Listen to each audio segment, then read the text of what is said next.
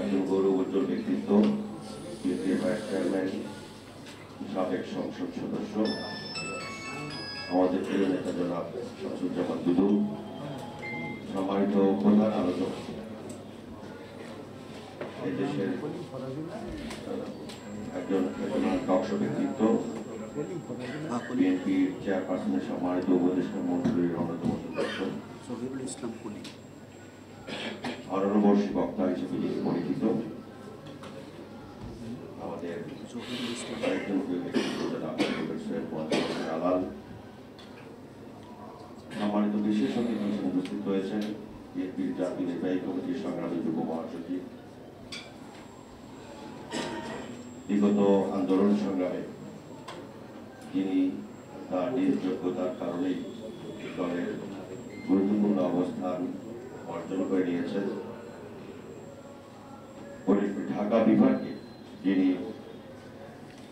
দলকে সংগঠিত করতে সক্ষম হয়েছেন,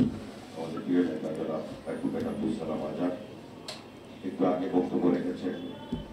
বাংলাদেশের সাংস্কৃতিক অঙ্গন এবং রাজনৈতিক একজন অঙ্গনের একজন পরিচিত মুখ, সাবেক জাসার সভাপতি আমাদের জনাব রেজাউদ্দৌলা চৌধুরী, সাবেক কৃষক দল নেতা, সাবেক ছাত্র নেতা জনাব শাহজাহান মিয়া সম্রাট, জনাব ইব্রাহিম রহমান, কালামিস্ট সাংবাদিক জনাব কালাম ফয়েজি, সঞ্চালক সৈয়দ মোজাম্মেল হোসেন শাহীন সহ বিভিন্ন পর্যায়ের ব্যক্তিগত উপস্থিত সম্মানিত সুধী মণ্ডলী, সাংবাদিক বন্ধুগণ, সমস্যাটা হচ্ছে যে এই জাতীয় আলোচনাগুলো আমরা অতীতে অনেকবার করেছি। তখন ক্ষমতা ছিল ভোটারবিহীন স্বৈরাচার সরকার, যাদের কাছ থেকে গণতন্ত্র নিয়ে আমরা শঙ্কিত ছিলাম। গণতন্ত্র পুনরুদ্ধারের জন্য আমরা আন্দোলন করতে গিয়ে মাঝে মাঝে এই জাতীয় আলোচনার ব্যবস্থা আমরা করেছি, আমরা আলোচনা করেছি।